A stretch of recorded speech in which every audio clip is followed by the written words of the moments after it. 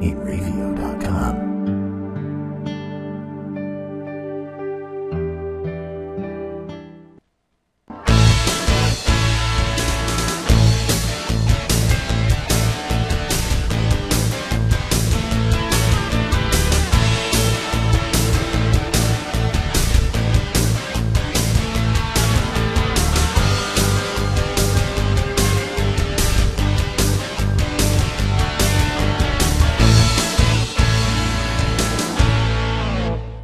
Hello again, everybody. This is Joe Larson, and you're watching the 505 Racing Show. Welcome to another fun-filled night of race talk. And we're going to start the show off with a little something different that we're going to be doing throughout the future episodes. Track facts, things that go on at racetracks throughout the night of racing at different racetracks across the country, are the ones that we go to. And we have some track facts right now to share with you. Here you go.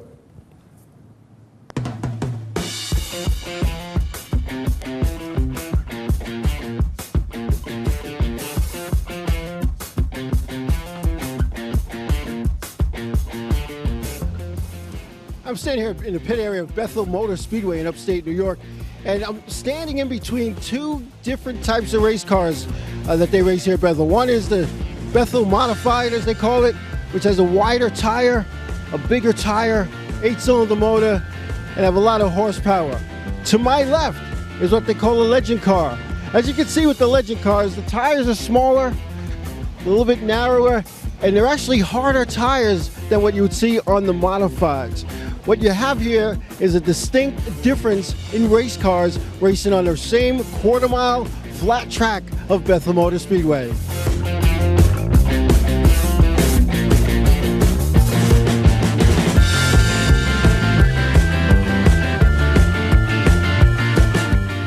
At any racetrack you attend, whether you're a competitor, crewman, car owner, you have to come to what they call the sign-in booth or registration. You sign, you pay your fees to enter, whether it's a pit fee, whatever fees that the track assesses. You sign in, you get a wristband like I'm wearing, and you're in the pit area. You use this wristband to get in and out of the pit area through the different gates out to the grandstand, wherever you might want to go. One of the things that these releases have is you do a print and sign. Basically, you print your name so they know who you are, your signature, your legal signature, and the car that you're associated with.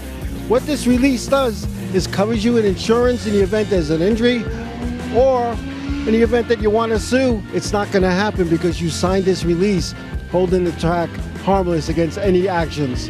This is the sign-in booth, and every racetrack has one.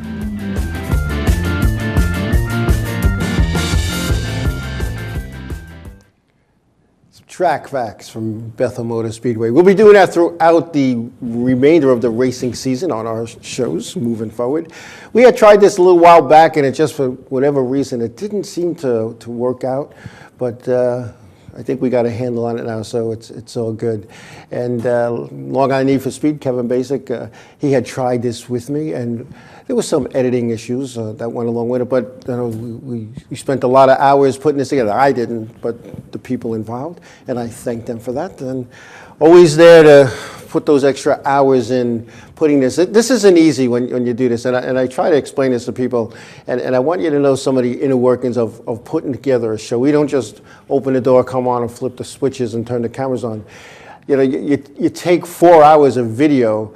It takes you about 6 or 7 hours to go through it, and another couple of hours to edit it, and then another hour or so to re-edit it, and then you look at your finished product and you're like, wow, let's change this, let's change that, let's add some music, let's do this, that, and the other thing. And it's not an easy task. It involves, you know, 2 full-time guys putting this stuff together, not to include the rest of the production staff that's in there with their input. So I want to thank my guys for doing this. And we're going to be, like I said, be doing it throughout this show and throughout future shows as well. So we'll have some track facts about what goes on at different racetracks, and again, what's involved with running a racetrack. Because even running a racetrack, people think, and I shouldn't say people, a lot of people think that what happens is the owners or the promoters, they show up a couple hours before practice, they open the gates, cars start coming in, people sign up, cars unload, they buy their tires, the fuel, and go racing. There's a lot more to it than that. Think about when you have a race car and you're working on your race car all night in the shop and all week long, and the hours that you put in on your race car, especially at a weekly racing series track, you're not doing this for money. It's a labor of love, and it's something that you do. It's your passion. So when you spend hours upon hours in your race shop, and I always found that the worst thing to have is your race shop in your house, not physically in your house, but your garage, or some guys work in their backyard or in the front yard for that matter. Or I know the guy who unloads it off the trail and works on it in the street until neighbors start calling the police on him. But anyway, I found that when the race car was in my garage, I'd be sitting there after dinner, let me go work. And I'd spend, I plan to go do one thing, and the next thing I know, I see all the lights in the house are off, everybody's in bed, and like, And you do that a couple of times, at least for the race shop, you plan, all right, this is the night, and this is if you don't wreck. You say, okay, so Monday night we can't go to race shop because we have the show to watch and be on. And so Tuesday we go take a look. What are we going to look at? We're going to set up this. We're going to look at that. And maybe Thursday night you do some of the final touches, maybe touch up some things that got scratched. Then Friday night we would load up. Saturday morning we go to a racetrack. If you're in a wreck and you have to fix things, that whole project, you add another step to that and you start on Sunday. So you got to take all the broken stuff off and figure out what you need, then call your local parts guy on Monday morning so that you could send somebody to the parts guy on Monday night after work so you could start fixing and pulling, I used to call it pull and replace night. It was Sunday. Let's pull it off. Let's see what we got to replace. And it's not, it's not much different than running a racetrack. I would say, you spend probably, and this varies depending on your class, your division, how many people help. But from my past experience, and I've been in this business on and off since the 70s, and I found that you put in maybe 30 hours on your race car to race 30 minutes. Think about that. You're spending 30 hours to race 30 minutes. You're not in these long distance 200 lappers, 100 lappers, unless you're in a feature division and you're running either a modified or a late model or a touring series. This is for your weekly racing, things that you do. And if you have decent sponsors, you want to keep your car pristine, so you're always fixing body panels. It got to the point when I was a car owner, I had body panels already made and hanging on the wall. I had doors, I had fenders, I had quarter panels, trunks and hoods. The only thing I didn't have is roofs. So I'm figuring if we rolled the thing, we had bigger problems than replacing the roof. So like 22 Figure 8 said, weekly racing's a job. It's a job. And sometimes you especially, not that this is a bad thing, but you get married, you have kids. You're not coming home from work and going to work on your race car. You have family obligations. You have to sit down and have dinner with your family, maybe do some family stuff. If you have boys, they're in Little League or Cub Scouts or local football, whatever, soccer. And if you have girls, you got dance recitals, and they might have Little League and soccer and all that good stuff. So all of a sudden, your priorities change, and they should. For guys who don't, well, that's a whole nother show, probably a whole nother. Not even 5 off, 5 on. But anyway, it's a lot of work to have a racetrack and a race car. And you think about the track operators that put these shows together. Again, the schedules are made in the off season, in the winter. They try to have them out beginning of January. And part of that is for planning purposes. You have to plan. You have to plan what you're going to do and how you're going to do it. And now you got to secure sponsors as a race operator, or track operator, secure sponsors. Make sure you have officials in place. They have the right equipment and tools to do their job. There's a lot that goes into it, a lot. And even after a race night, the race night's over, there's more to that race event than kicking everybody out, shutting the lights off, and locking the gate. because you're already working on next week. You're already talking to your tech people. Hey, what went on in tech tonight? Wait, what'd you find? Do we have to tweak the rules? Do we have to do this? Who do we have to keep an eye? And that stuff goes on all week long. Conference calls. If you're involved with NASCAR, you have your NASCAR calls on that you have to make a call to on Monday, because there's always somebody you have to call NASCAR about, or somebody, a competitor, car owner, even a wife or a girlfriend or husband or boyfriend, will call NASCAR and complain about the officials, make a stink about something, and NASCAR's calling you. They want your take on it so they can get back to that person. So your week is filled. I know when I was chief student, I remember the hours that I was putting in. Sometimes on a Saturday night when everything was good, getting out of there at 2 in the morning. I lived an hour away. I get home about 3. And there was a couple of drivers. I guess they don't sleep. They'd call me at 7:30 in the morning on a Sunday, until one time they were told not to. And they called a little bit later from that day forward. But it never ends. It never ends. Just like a car owner or a driver, owner, operator, whatever, the work that you put in is no different than what the track operator is. And when you show up on a Saturday night or a Friday night or a Sunday, depending when your track runs, when you show up at the racetrack, it's pristine. The walls are painted, the lettering's re-lettered, and the track's cleaned up, and the pit area is nice and spiffy. And just like your race car, you worked all week to make it look good. So does the track. So my hats are off to track operators, and and I know a few of them, and I knew Donald Honig from Thompson, and the Roots up in Stafford, and of course Barbara and Jim Cromney now, Eddie and Connie Partridge, along with Tom Gatz and John Elwood here on Long Island, even the Krauses down at Wall, all these racetracks, and those are just the ones in the surrounding area. It's a lot of work, and then like 22 figured he hits the nail right on the head tonight. He's good. Missed you a couple of weeks there. It's a couple hours after your race is done. You're sitting there with your guys and gals, and you're having a couple of cold drinks, and your barbecue's going, and you're feeding everybody, and you're talking about racing. Whether it's your race, the race you saw earlier, or races from years ago, it's the best part. And I agree with 22 figure 8.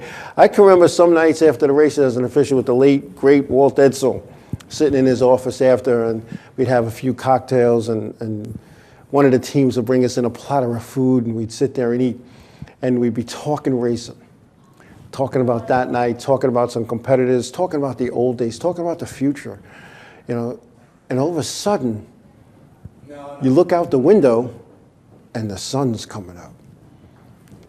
And you don't do that because I'm going to stay out all night. It's just you're so into it, the passion for this sport that we have and the things that we do.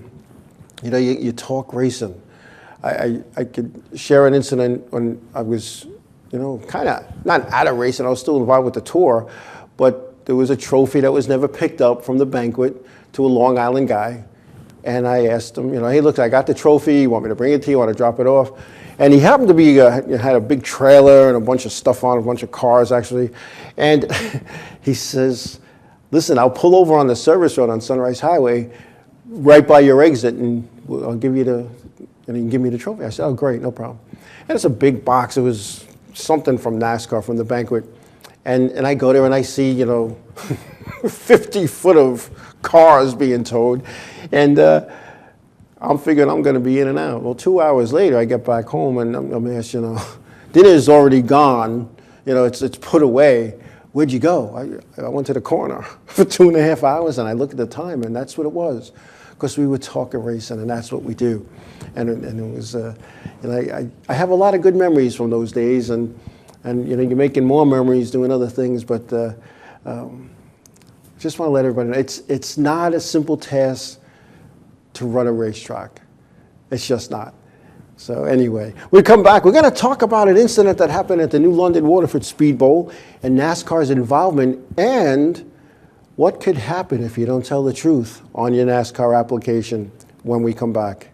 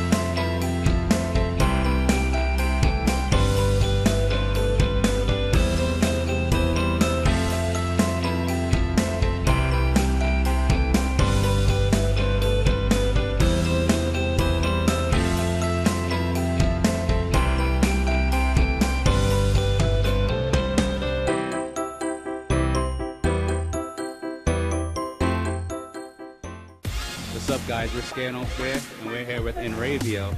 If they catch you at a show with one of these bracelets, you will win $100. That's a lot of money. So get a bracelet. Do whatever it takes to get that. Hit them up online.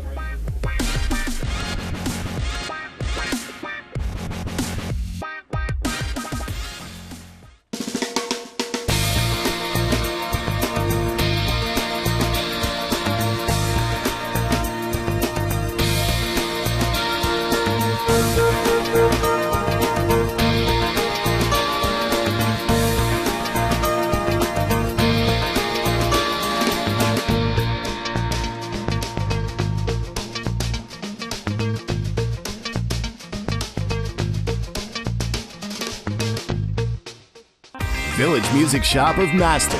1-800-HEY-DUDE, your full-service store with personalized attention, school band instrument rentals and sales, music instruction on all instruments for all styles and age groups, for guitars, drums, amplifiers, PA systems, and accessories. It's Village Music Shop, 1495 Montauk Highway in Mastic. Call 1-800-HEY-DUDE or go to villagemusicshop.com.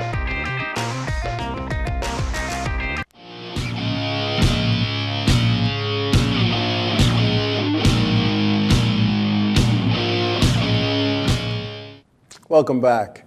You know, I want to talk about something again that some people take for granted, and that's your NASCAR license application. That's a serious document. And you know, after you fill it out with all the pertinent information and you flip it over and you sign it in 2 spots, you got to sign in 2 spots on the back and 1 spot on the front. And one of those things in the front is you're attesting that the information that you're giving NASCAR is correct. And here's why that's important.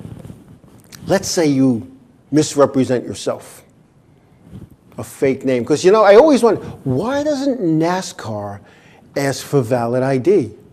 If I went there to a track where I'm not known, which I don't know where I'd have to go for that, because I'm known at a lot of racetracks. But if I went to a track where I'm not known and I decided that I'm going to make my name, I don't know, Goggles Paisano, and I talk with an Italian accent, and I grow a big mustache and whatever, and I fill out my NASCAR license and I put Goggles Paisano. I make up an address, 123 Main Street, whatever, Anytown, USA, and I pay my fee.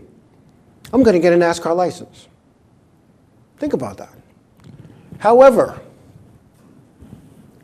if I get injured racing that race car, or get run over on pit road, or get struck by a bolt of lightning while I'm walking through the pit area, or get shot in the back of the head from some disgruntled driver, I would not be covered because I don't exist.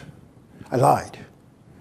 Well, we have an incident at a New London Waterford Speed Bowl about an SK Light driver who won an event on July 2nd. And his name is Andrew Muller. He's been suspended from NASCAR indefinitely. Now, indefinitely could mean a day, a week, a month, a year, or the rest of your life. Now, here he is. That's Andrew Muller. Now, they're saying this guy is old enough to race. Now, look at this guy. He looks like he's 11. He looks like a young guy. And I'm just saying, I'm not really saying he looks like 11, but he was suspended indefinitely from NASCAR for providing false age information on a NASCAR license application. And this is going to go further because his parents had to sign a minor release. Well, at least one of them had to sign a minor release saying that he was of the proper age. So on July 2nd, Muller won an SK Light feature at the Speed Bowl up in New London, Connecticut. And at that moment, he was temporarily suspended by NASCAR pending an investigation of his age. Mike Muller, Andrew's father, insists his son is of age with a birth date of March 15, 2001, which is NASCAR's minimum age where they're allowed to have what they call the learner's permit license. The information that NASCAR has found out that he's really born in 2002, which makes him a year underage. Now, he shouldn't be racing. This kid should not be racing at this age. And this is one of the things that perplexes me with some dads and moms who want to hurry up and think they're going to make the big time. So let's start him at 12 and say he's 14, and let's do this, and he's going to have that advantage on other boys and girls his age. He's running a modified.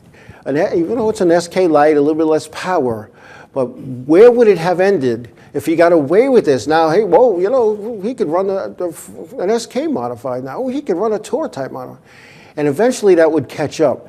And I'll tell you what, and I hope, and I say this, and I'm all for the competitor, don't get me wrong, and I've stood by the competitor's side before I've agreed with NASCAR many, many times over the years, even when I wore the NASCAR shirt, which sometimes got me called inside for a little chat, but I tell it like it is. And anyway, when would it stop? And at some point it's gonna blow up. It's gonna mushroom. Now they're saying, well, hey, you know what? This Muller kid got away with it. Why can't my kid? Let's get him out of go-karts or quarter midgets. Let's put him in an SK Light. Let's put him in a late model. Let's put him in a crate mod up in Long Island. You don't do that. Now, and here's one of the things that would happen. God forbid this kid gets hurt and he goes to the hospital and they go to submit their NASCAR, claim, and their insurance company's involved. And all of a sudden the insurance company goes, wait a minute, we paid for his birth in 2002 or 2003. Where did he gain 2 years? Where did he gain a year? You don't do those things. And I'll tell you what, I think NASCAR needs to do their investigation. The father's claiming it's a witch hunt because the kid's good. You know what? Whether he's good or not, they lied on their application, alleged. It hasn't been proven yet, but they're suspended indefinitely. So NASCAR, I'm sure, has the proof, or some people say NASCAR doesn't need the proof. NASCAR is NASCAR, and they're going to do what they want to do anyway. And NASCAR is not only protecting themselves, they're protecting other race drivers and race operators and promoters who are taking a chance having this kid, because then it's just a domino effect. NASCAR is going to go to competition director or somebody, or the sanctioning director is going to go to that track. Hey, you got Jamie Doe racing here. He's not old enough. Were you aware of this? And boom, there becomes a problem. Now, I really think NASCAR needs to take a look at providing some kind of ID, valid, up-to-date ID, because there's a lot of people who have fake ID, and a lot of people who have ID that's so old that, they go and have it checked out, and it's not accepted because it's so old. But there should be some kind of ID. There should be photo ID, 2 forms at least. You go to change your address, you need all kinds of forms of ID, and that's just to move your mail. But here you're racing, and your NASCAR license is in effect an insurance policy that NASCAR is going to pay for your bills that you are not covered. So you don't want to lie on your NASCAR application. You just don't want to do that. It's like the guys and gals, and I've seen this. They fill out the license application, they pay the fees, they write a check for the fees, whatever the case may be, and they have their receipt. They have that white receipt that they paid. And then they're going to the races, and the people at the sign-in window like, oh, hey, how you doing? Goggles, hey, everything's good? Yeah, it's all good, yeah. And they stop their check. And you know what? They have this temporary thing that they don't even have to show after the second week because the registration people know them. Yeah, notices get sent to the tracks, but what if I bought that license at another racetrack and I showed it the first few times at my home track? I've seen this done. I even know guys that never bought a license, but they've been going to the racetrack for so long that the sign-in people know them and they just assume they have a NASCAR license.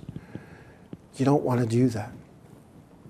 And there really should be a scrutiny on that. They really should look at people and say, hey, here's your NASCAR license, you fill out, you're saying this is your address, this is your date of birth. So you know what, let's see ID that matches that. Now when you're 12, what ID do you have? You have mommy and daddy saying, oh yeah, I vouch for them. You know, it's I vouch for them. It's just like in the old mob movies. You know, you vouch for somebody, and they do something wrong. You're responsible. I'm not going to say what could happen, but you're responsible. If you're going to vouch for somebody, you're assuring that that person is good to go. You know, I watched an old movie with Al Pacino, and he let somebody into the family. He vouched for him. He was an undercover FBI agent. And when it was found out, he got the phone call, come to this place. He knew it was over. Just like with these NASCAR license applications and minors releases, if you're going to misrepresent the truth on it, you got to pay the piper. And I blame the parents here, or the father at least, who's been very boisterous that it's all good and that he has a birth certificate that says, maybe this, you know what? Let's see the bill. Go to the hospital, get the bill from when he was born. Let's go look at that. Let's go look at his school records. If you don't think NASCAR's done that, I don't know. I think it was, you know, I don't always agree with NASCAR, but NASCAR is 100% right. He violated a lot of rules here.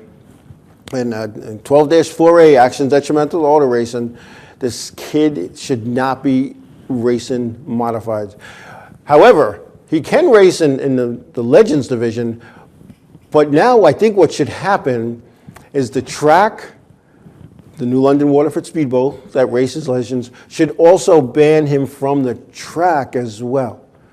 And I'm not, you know, big for kicking people out. People are going to say different. Oh, when you were the head guy, you threw a lot of people out. Yeah, I did addition by subtraction. You throw this guy out, these two people come back.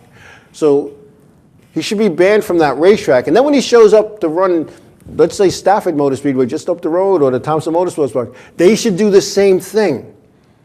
There needs to be a deterrent to other people who might want to do that or are already doing that. That's not a good thing. And I'll tell you what, I hope the book gets thrown at these people, and this permanent, indefinite suspension, I hope it's never lifted. I really do hope that the book gets thrown at these people. You know, when my kid was racing, we went to Pennsylvania when she was 15. Unfortunately, a tragic event happened and we didn't get to race the car. But that's what we were doing, because Pennsylvania could be 15. And there were people who were calling NASCAR before my daughter even hit the racetrack that, you know, she's only 15, she can't race. And I'm getting calls from NASCAR. Joe, what are you doing? What do you mean, what am I doing? I'm not doing anything. My kid doesn't have a NASCAR license. What are you even calling about my kid? She's racing them out. You know, he could be 15 there. And then NASCAR told me who did it, and I approached that person. Oh, I would never do that. You know, people need to mind their own business. And I'm sure that's how this was discovered. Some disgruntled, jealous person said, oh, he won, he beat me. Oh, I'm gonna call NASCAR. You know, they should have did that prior to, so that we didn't have all this embarrassment. It could have been handled a little different. But anyway, again, I hope NASCAR throws the book at them. I hope that they sit out for a long, long time. I don't care how good he is.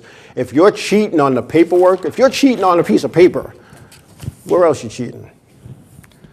When we come back, we have some more talk, and we're going to talk about Dale Earnhardt Jr. and what's going on with him when we come back.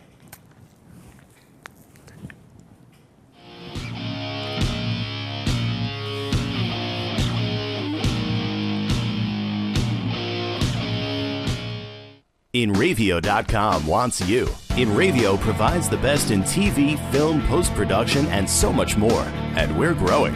Right now, we're looking for a team of pros that can join us. So what are you waiting for? We need show hosts, production crew, marketing gurus, sales experts, audio engineers, lighting, visual effects, and camera crews. We want you. Go to Inravio.com/join the team. Hey, I'm Raul Panther. And I'm Commander B. Hawkins. And I'm Rich Weller. We're some of the proto men. If we see you without this bracelet, you get punched in the But if you have this bracelet from Inravio.com, you can win $100. Put one of these on, or else. For over 60 years, Hanson Carpet has put the customer first, providing only the finest quality products and service. And Hanson Carpet is so much more than just carpet. We also carry a wide selection of window blinds and shades, and our licensed and insured technicians can service any of your flooring or window covering needs. Browse our huge selection of laminate, carpet, linoleum, vinyl, and tile. Stop by our showroom today or visit HansonCarpet.com. No matter what your project, Hanson Carpet has got you covered. Hey, this is Chris Les Jake, and if Inravio.com spots you at an event wearing this bracelet, they will give you $100.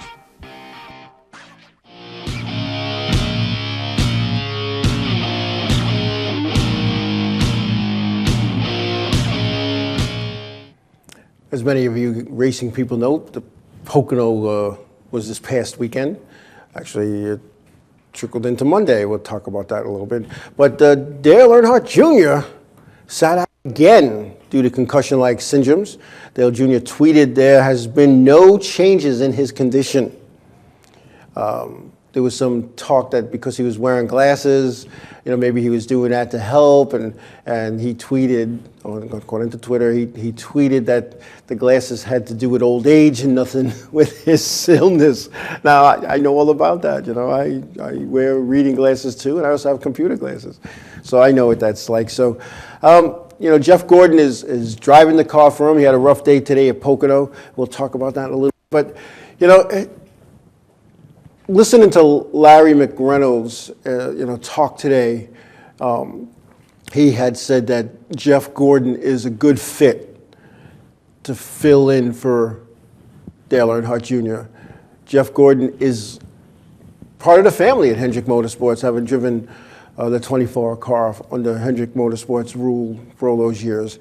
And he knows how the operation works. He understands what they do, and they understand him. And it's not like it's some new kid coming through the ranks and you're putting him in the car and he does okay, and now Junior comes back and you got to say to this kid, okay, go back to the truck series or go back to, ARCA, whatever the case may be. Jeff Gordon is semi-retired, because he was retired, but now when you're racing again, that makes it semi-retired in my book. And when Dale Jr. is ready to come back, Jeff Gordon will hang up the helmet and the suit again, and Dale Jr. will be back in his race car. And I'll tell you what, you don't realize the beating and the banging your brain gets when you're racing. I think I talked about this last week. NASCAR has learned, the tech people and the R&D people, how to keep your body from moving, how to keep your head and neck from moving, but they haven't learned how to stop the internal parts from moving. Remember, if you hit the wall at 180 miles an hour, or 100 miles an hour for that matter, when you hit the front end, the front end stops, the back end's still going 100 miles an hour. Your internal organs are being thrown to the front of your chest, your abdomen, your brain is compressing against the front of your skull. And then when you come back after the hit, it all goes back, and it does a little bit of this. You can only do a little bit of this with your brain and your internal organs a couple of times. I'm thinking, Dale Jr. has been in many, many wrecks where he has had minor head, I don't want to call it head trauma, but minor head injuries. And you can only get so many concussions before your brain starts saying, wait, I got to do something to make you stop doing this, because your body is designed to take care of itself. And as 22 figure 8 says, even 50 miles an hour, 30. I watched a video when I was going through the safety seminar with NASCAR where Johnny Benson, under caution, something broke, his car did that. They were going 35 miles an hour. He hit the wall, and his head and neck, his neck stretched, and his head hit this bar. Sitting strapped in, holding the steering wheel, he couldn't reach that bar. And I was like, holy cow. That's partially what killed Dale Sr. back in 2001. A basal skull fracture, everything stretched, and it didn't come back down the way it was supposed to. So NASCAR needs to figure out a way. They figured out a way to keep your head on and your neck on its shoulders, and keep your body in the seat, and keep your shoulders from going all over the place. They need to figure out, what do we got to do to keep the internal parts from beating and banging themselves. It's something to think about. And I'm not saying that, it's not, up to NASCAR to figure that out. I'm sure if some crew guy, some fabricator came up with some idea, a Tommy Ryan type guy. I mean, that guy could create anything. I watched that guy work miracles, and he's been, down in the South with back and forth with Hendrick, even with the DEI a little bit. The guy is creative. And I'll bet you if he sat back on his couch one night, just sat back, I'm sure he can come up with something. You look inside some of these helmets, and I remember back in high school football days, not that I played high school football. Go ahead, laugh, I was in the band. And the helmets, I remember the number one running back in my school at the time, this guy named Sammy Wallace, who had passed away a few years back. Sammy was the number one running back in Suffolk County back in the mid-'70s. And I remember one day he was walking off the field and he showed me his helmet. And it was like inside it looked like serious bubble wrap. So that, his head's getting banged around, but it's being banged around against cushion. If any of you guys or gals have your old racing helmets from the old days, get it out. Touch the inside. It's hard. It's hard. Yeah, it is like a foam, a styrofoam, but it's hard. But if there was not what they use, you don't want the bubbles to pop. But I'll never forget that helmet. It had a valve that they could put air in it to make it softer or harder. And maybe that's what needs to happen. Maybe those are the kind of helmets you need to have to protect your head a little bit. I didn't want to make this show like a safety show tonight and be all doom and gloom. I can't always be funny.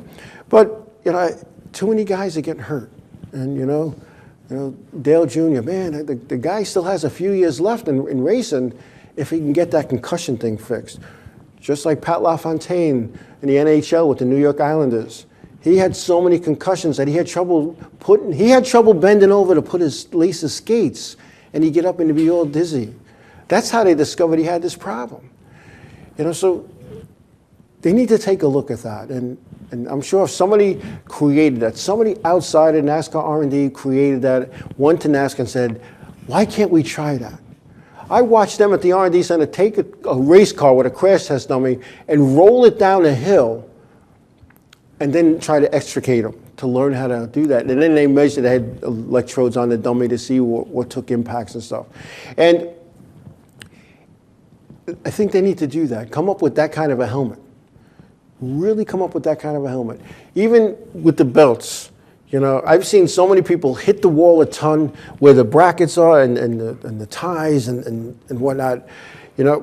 I've pulled them back and that part of the belt is burnt from the sudden jolt and the heat.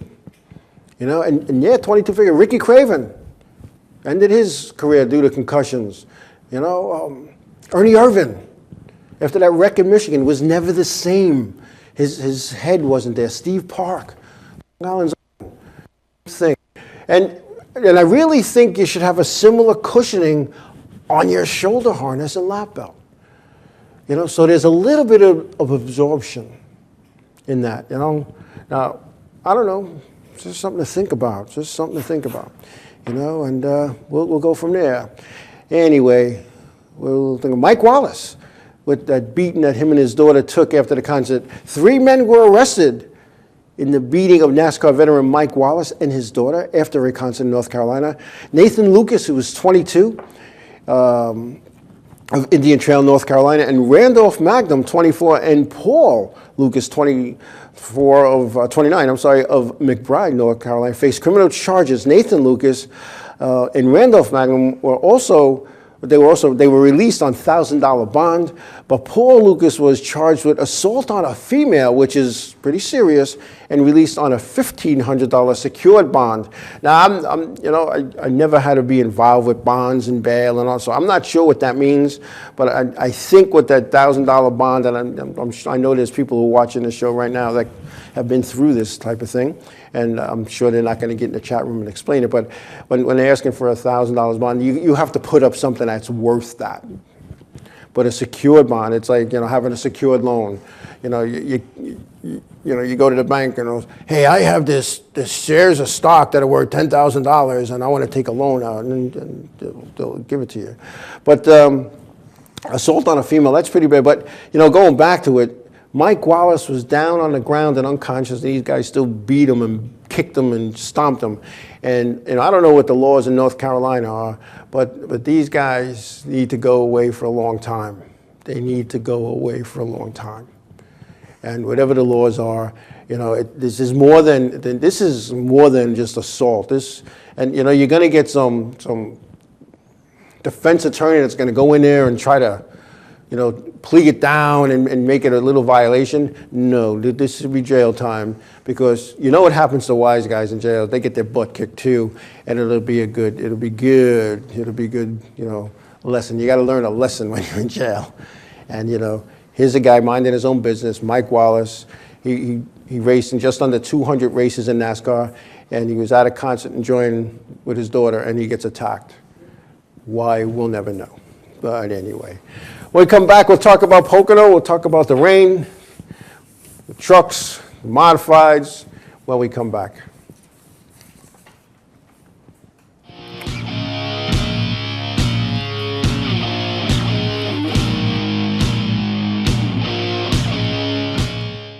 Village Music Shop of Mastic.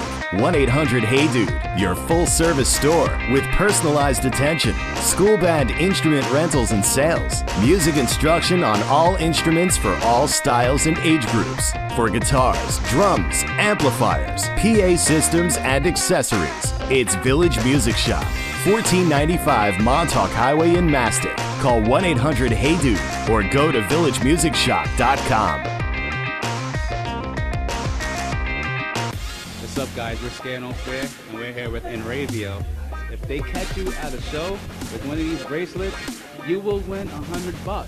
That's a lot of money. So get a bracelet. Do whatever it takes to get that. Hit them up online.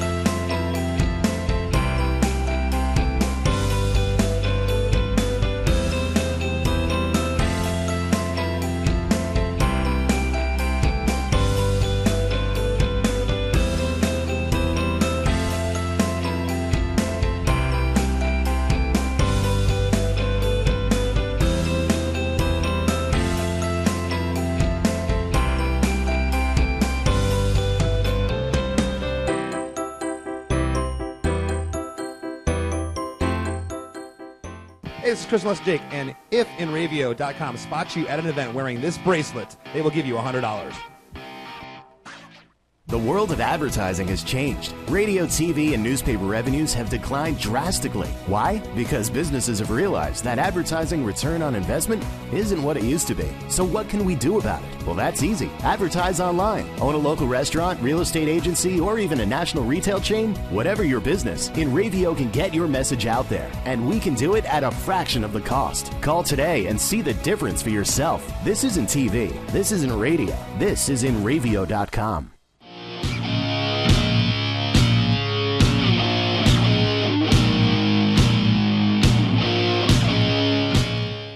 Hey, welcome back. Before I forget, a little update on Project Modify. We had talked about that for the past year and a half, but I'll tell you what, it's, for all intents and purposes, it's done.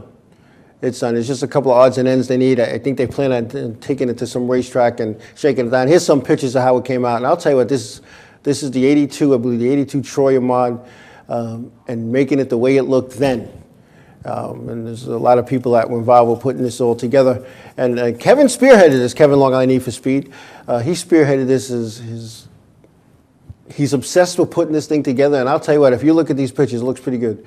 And he's got a lot of help from a lot of people. And I don't want to name the people because I know I'll leave somebody out, and then then I'll get nasty emails and stuff. But anyway, they're going to shake it down. They had hoped to run it this weekend, I believe, but that's not going to happen. Like I said, there's some minor things they need in the drive chain. So they're going to run it. They're going to shake it down, I believe, here on Long Island in a couple of weeks, and check it out and then go racing it. It came out really nice, and I'll tell you what, they were very meticulous with this car, and they wanted to go, and they looked at pictures, and they wanted it to look like it did then, and they talked to people who drove it, and so congratulations, Kevin and his guys, for putting that thing together, and I'm looking forward to seeing it run, and maybe if I maybe get a couple of laps in it myself, but anyway. Congrats, you guys did a nice job. And before I talk about Pocono and the Xfinity in Iowa, Tony Stewart, his insurance company has informed him they will not support his civil suit that he's being sued by the gentleman that was killed back then.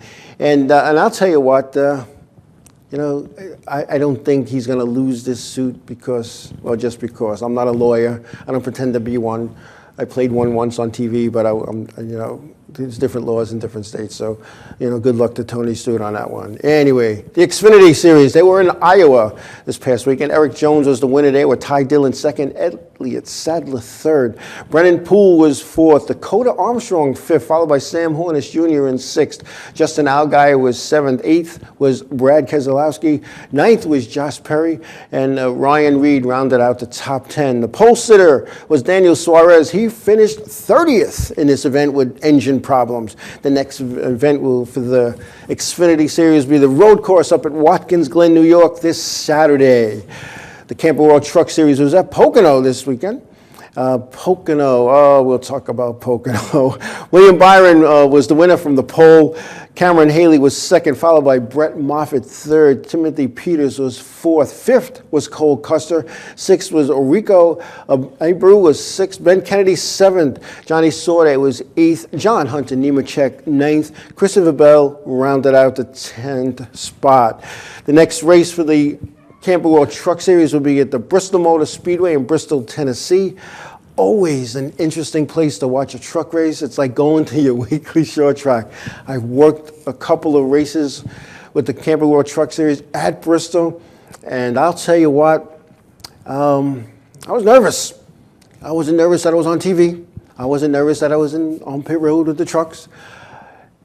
They're right there. I mean, they're right there.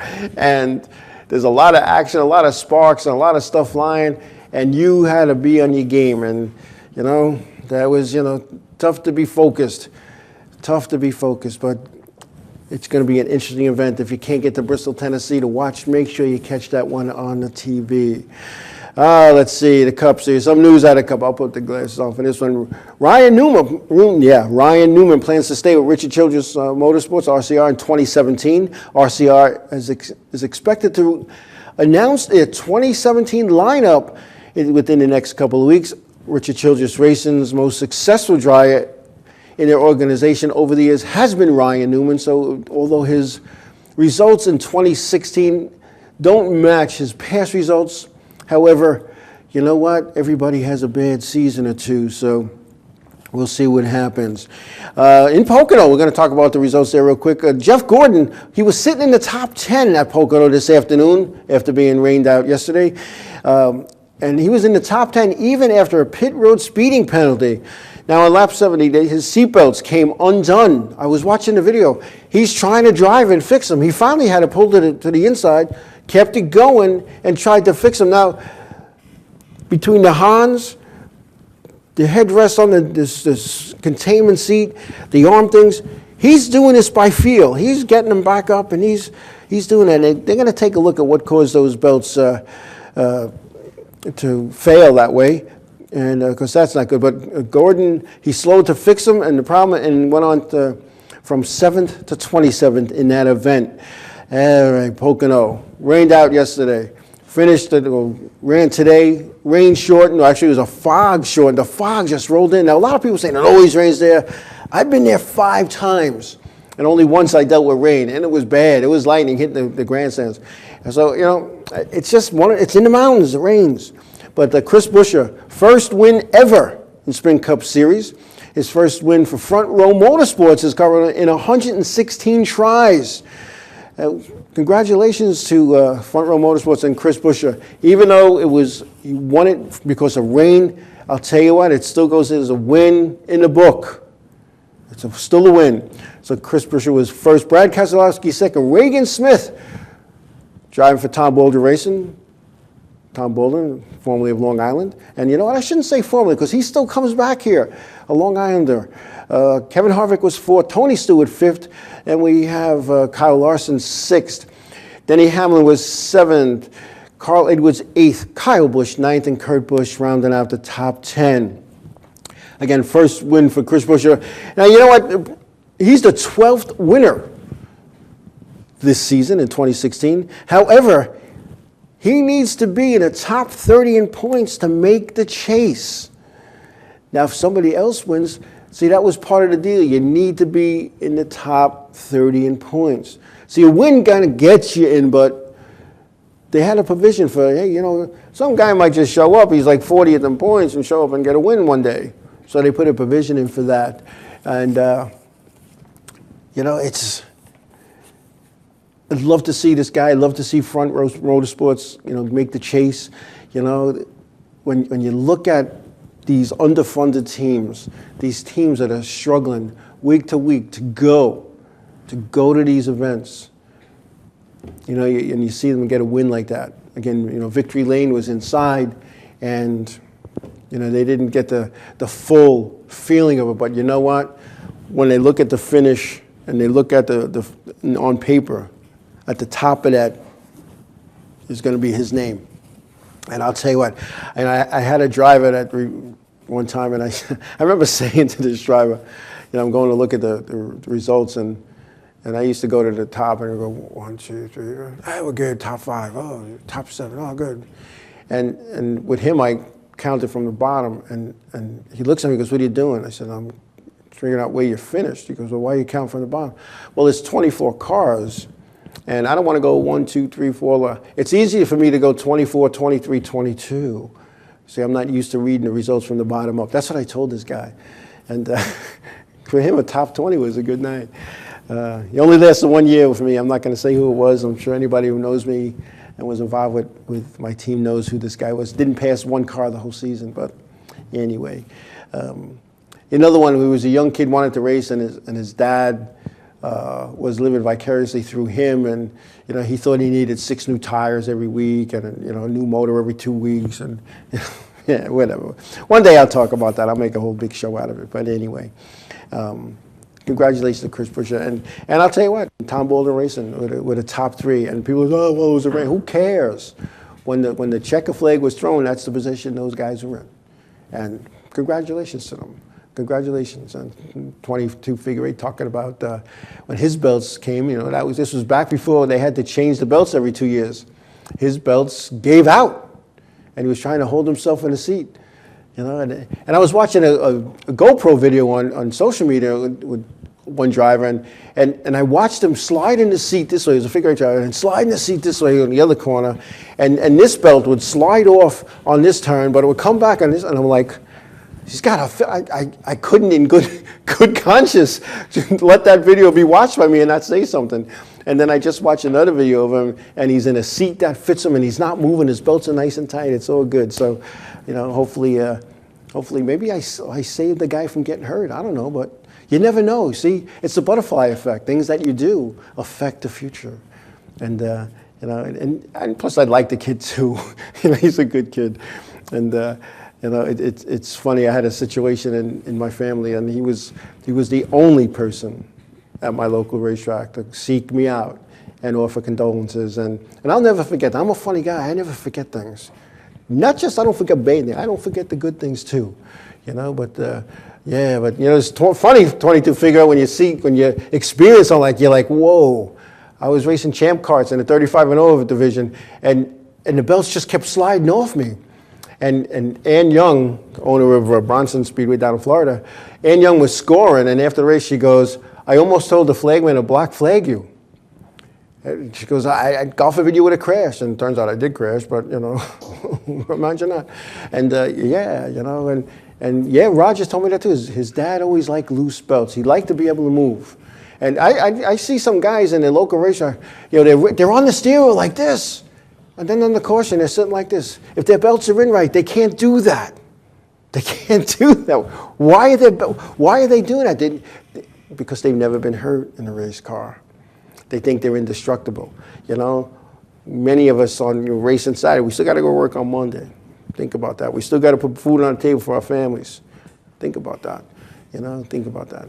But anyway, I think it's close to wrap-up time. So, I think, what do we got? Watkins Glen this weekend. That's pretty cool. The Modifieds, the NASCAR Whelen Modified Tour will be in Stafford this weekend. And the NASCAR Whelen Southern Modified Tour will be at Bowman Gray on August 6th. So if you're heading that way, check them out. They always put on a good show. I'm still, you know, a Modified Tour fan, even though that never mind, I won't go there. But anyway, it should be good. It should be real good. Anyway, I want to thank everybody for taking time out of your busy schedules to be a part of tonight's show. It's always good. And wherever your endeavors bring you this weekend, please be safe. Please be careful. Give somebody a hug. Tell them you love them. God bless you all, and we'll see you on Monday. Good night.